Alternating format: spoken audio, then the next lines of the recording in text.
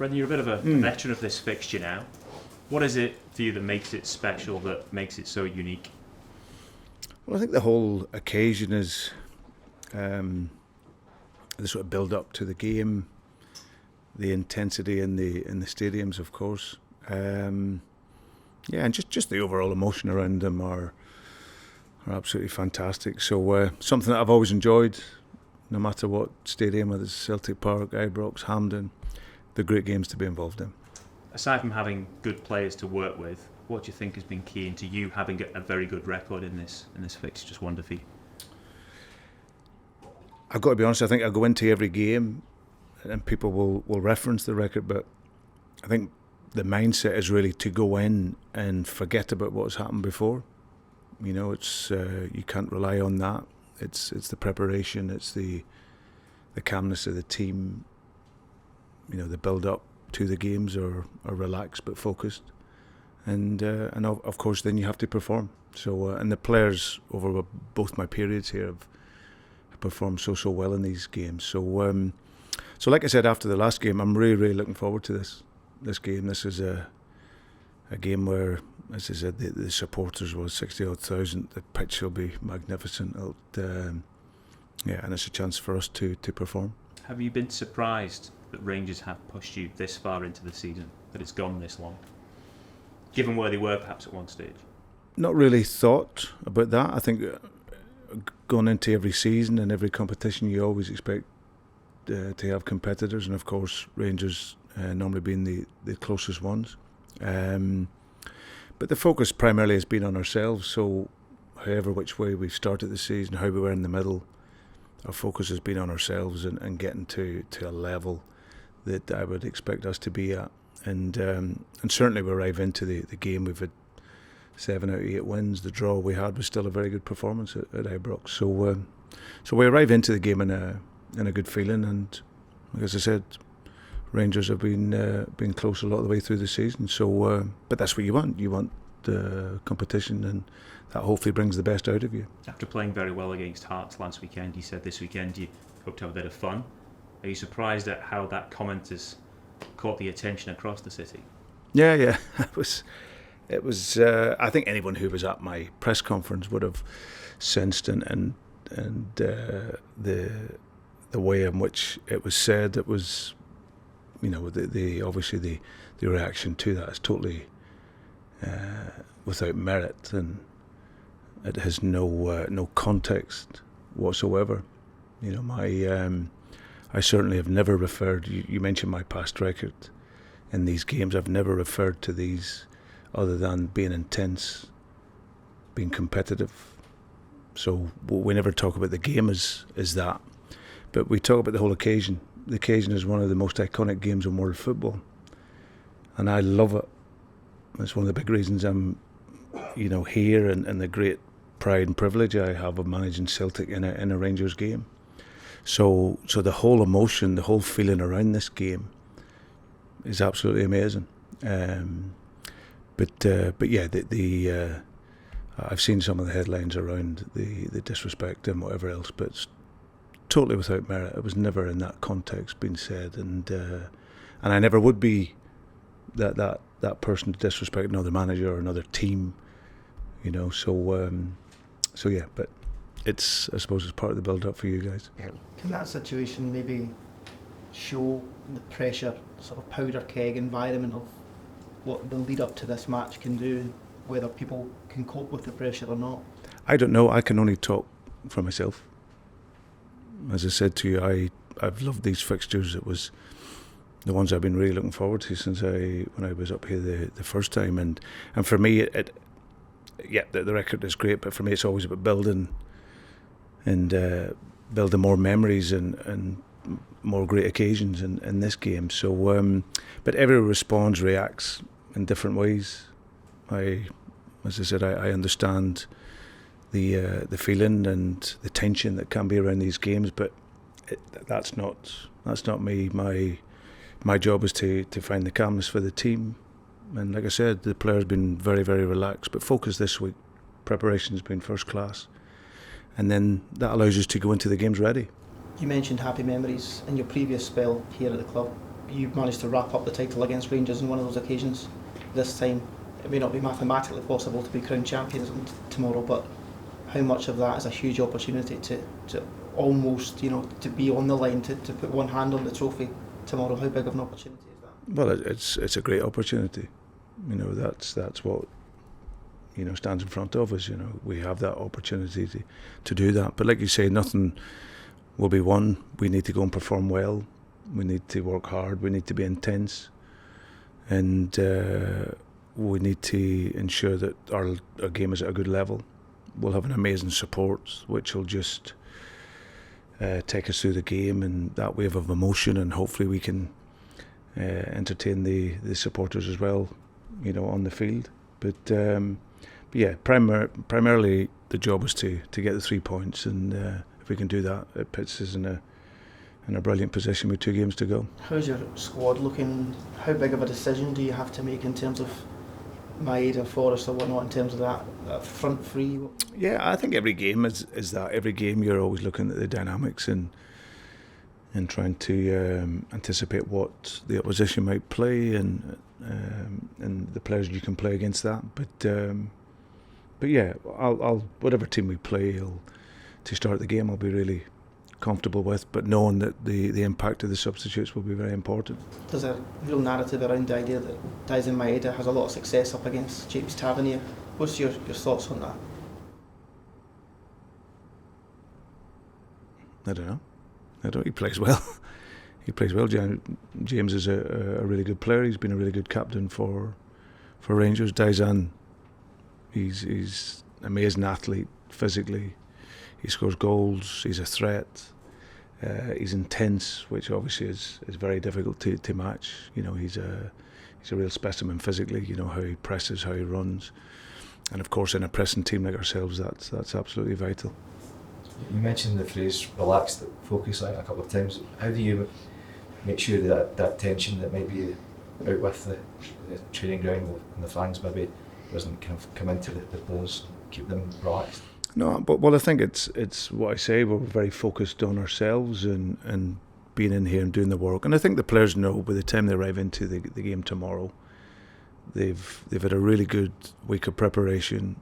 We've looked at various scenarios that may happen or can happen in the game, and obviously when you go into a game with that clarity and that sole focus on performance, then you have to then take that into the game and ignore everything else that's going around. But I say ignore it. It's a massive part of this game, and that's for the supporters and that's for everyone else to be excited about and to look at, because as I said, it's what makes this fixture unique in many ways. The passion, the tension, the build up, and of course where we're at this stage of the season, being so close, then that adds a bit more spice to it as well. But for us, it's just about our football and staying focused on that. With the way that the league table's sitting at the moment, of course a win or a draw suits yourselves more. Rangers know they need to win tomorrow. Do you anticipate that impacting in-game at all? You know, if it gets later on in the game and the result is a certain way, that it could really change the dynamic of the game at all? For us, our intention is to win the game, so we don't prepare for anything else. We look to attack the game, and that's our only focus, and we'll see where that brings us. Brendan, how big a part of a game like tomorrow is trust? I know that you said you forget what happened before, you can try and forget what happened before, but the players in there can look at you, see a manager and trust someone that's done it time and again in this fixture. You can look at players in the dressing room and see guys have been over the course before. How important is that trust on a day like this? Yeah, well, it can help, that consistency. You know, knowing what you're going to get from people in a high stakes game, in a game of tension and a game of pressure. So whether it's a manager or a player, then you'll always look to that. It is important. Do you think, Brendan, in a broader sense, I mean, this club has really dominated this for the last 10 years, 12 years.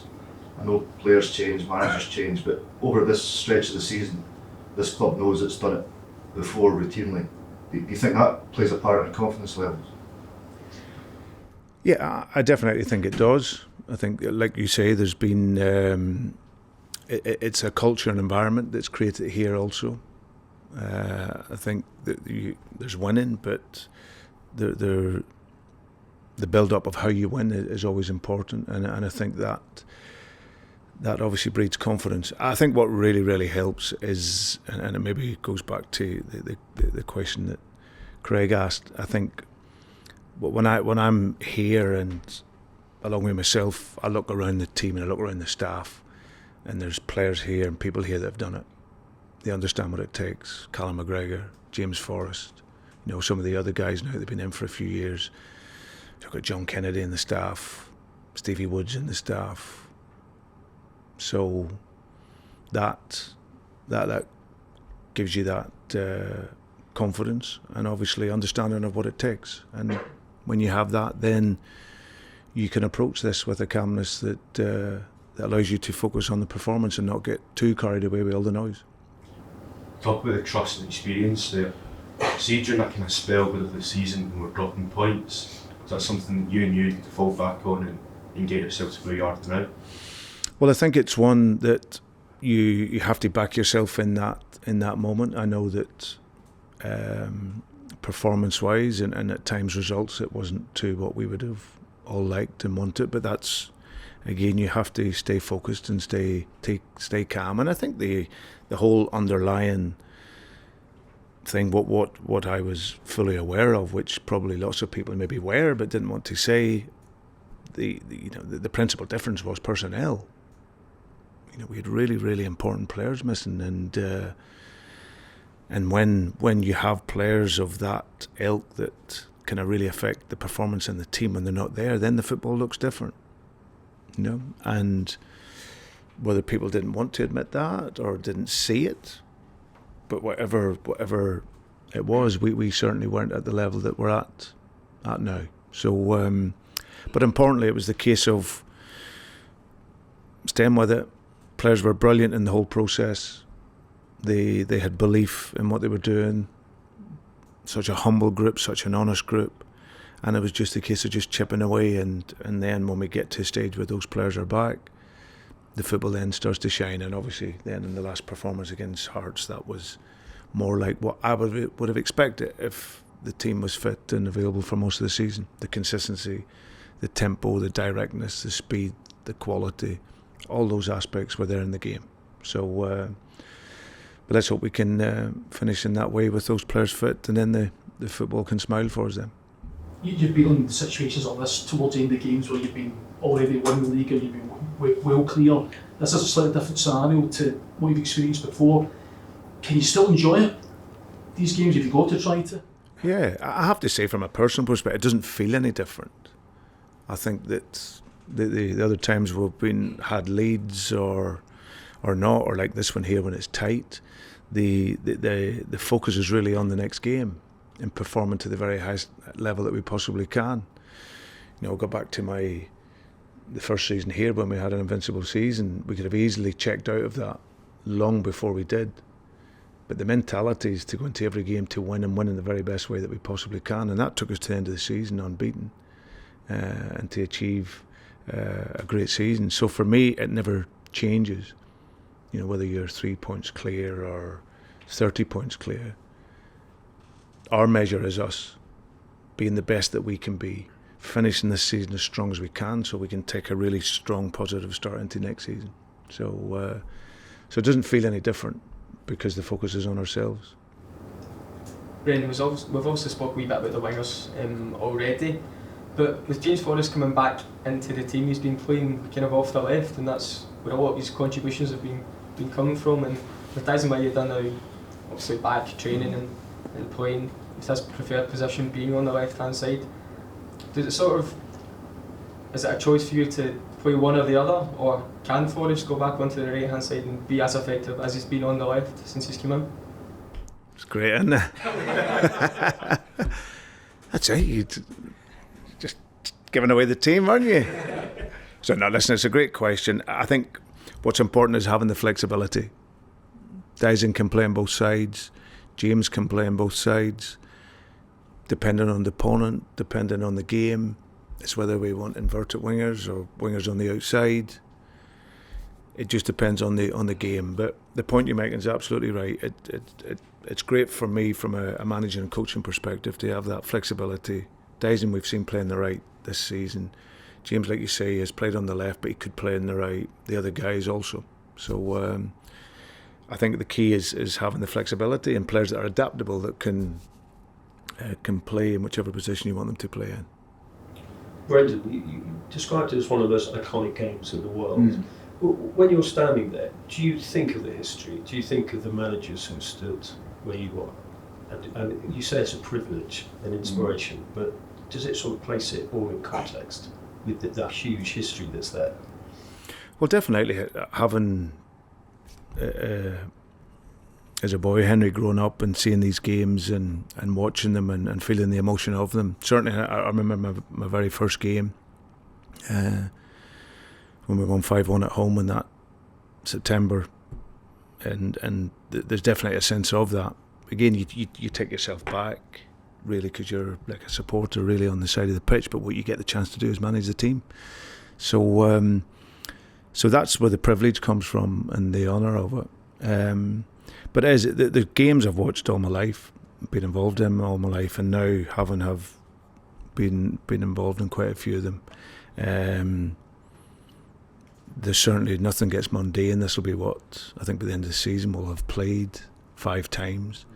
But for me, it's only excitement and sheer passion. And like I said, I've been involved in Liverpool, Manchester United, Liverpool, Everton, great games. Swansea, Cardiff was a great derby game as well. But this is different. This is different. The feeling, the tension. It's it really is an iconic fixture, and as I say, I'm very privileged to manage Celtic in it. So there's more tension? Yes. Yeah, for sure. Brendan, I think Kyogo's got 7 goals in these fixtures, I think. And you talked about the club coming alive this stage of the season. Have you seen him properly coming alive the last few weeks? Yeah, he looks brighter, he's sharper in his movement. And again, it goes back to, I think, players able to find him with his movement, with his runs. So yeah, he's always been really good in these games. But yeah, I think you see his confidence at the weekend. And you know with him, he's the type of striker that when his movement's bright and dynamic and you can find him early, then he's a real threat. So yeah, I can see the difference with him, and that probably aligns with some of the players coming back that are able to find him and play with him. And you mentioned that the first Rangers game that you were manager in September 2016, I believe that was Cal McGregor's first at Celtic Park, and he spoke about these guys you can trust and looking in the dressing room, and you've got a group of winners.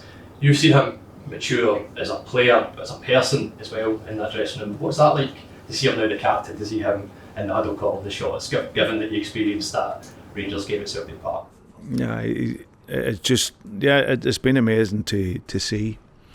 He was a talented young player. I think that again, what Callum did, he was really patient in his development. You know, I see lots of young players here now and across clubs. They want to be in first teams at 17, 18, when that's not always the case. You look at Callum coming through, getting a great education with the coaches here, then goes out on loan to Notts County, comes back, and then by the time 2021 he's starting to get a feel for it in the first team. And it was one of the big factors for me coming back, I've got to be honest, knowing that he was here, because he was absolutely phenomenal for me in that first season. The number of positions that he played for me, and his view of the game is at the very, very, very highest level. And I knew that I've been lucky to have worked with some great captains, some brilliant captains, and he's right up there with them. All captains doing it a different way, but for me, he's just to see his growth as a player, as a personality on the field. To captain a club like Celtic, you need to have big personality on and off the pitch, but you also need to have the humility, and that's what always strikes me with Callum. You know, he's an absolutely brilliant player. He was majorly influential in me coming back here, because they had to work with someone like that, knowing him, knowing what he brings, knowing his professionalism is at the very, very highest level of any player I've ever worked with. He is there with them, and then his performance level. It's it's great to see, and he's developed into an incredible player, but a great man also. You've referenced, Brendan, it's perfectly fair, you've referenced the players that were missing through that chunk of the season. Did you always have complete confidence and conviction that when you got the people on the pitch you wanted on the pitch, you would find rhythm, or does managerial doubt set in a little bit there? Well, I think you hope. I think you go back to what you hope and why I was coming in, because I'd obviously I took over. I wouldn't necessarily say I took over a squad of treble winners. It was a team of treble winners, but then that team then had major gaps then. So when they leave, and then the players that are in then within that team are then out, then it was a real challenge, and it has been, and there's no denying that. But you always have to back your players, back our process, back yourself, staying calm and knowing that if we can keep working and just keep chipping away, we can get to level at the most important part of the season. And that's eventually what's happened. So at times it hasn't been perfect. The reality is it doesn't have to be perfect in football. You just have to try and get better every single day, every single game, and then that can take you to where you want to get to. And that's how it's worked out for us. Now we still have a massive job to do, starting tomorrow. But if we can get a good performance and a good result, then we're nearly there. But we've still got a lot of work to do, and the players deserve a huge amount of credit, because when the flag has been flying, which it has been for a lot of the season, then they've stayed strong, they've believed, and they stayed with the process.